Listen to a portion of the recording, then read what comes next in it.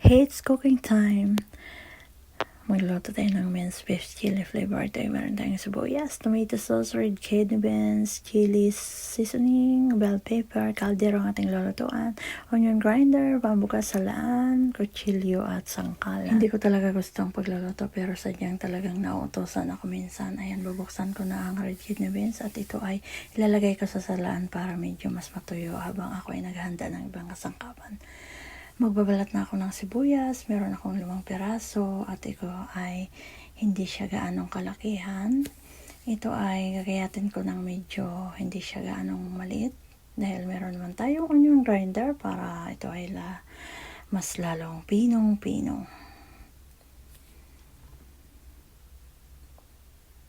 At ito ay ilalagay ko sa bowl.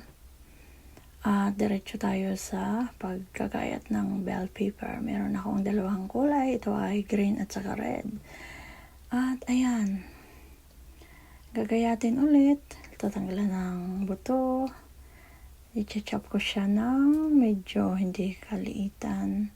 Ilalagay ulit siya sa onion grinder at ganon din. Para maging pino siya. Ayan. Ilalagay ko ulit to doon sa may bowl kasama ang sibuyas. Ayun, hinalo-halo ko na.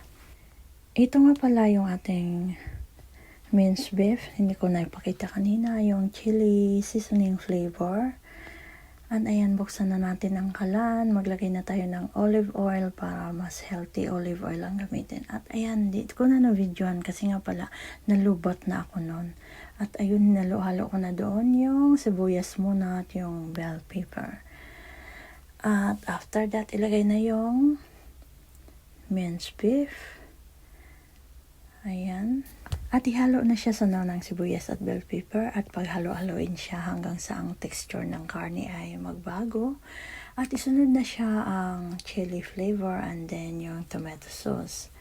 At ito na ang ating chili minced beef.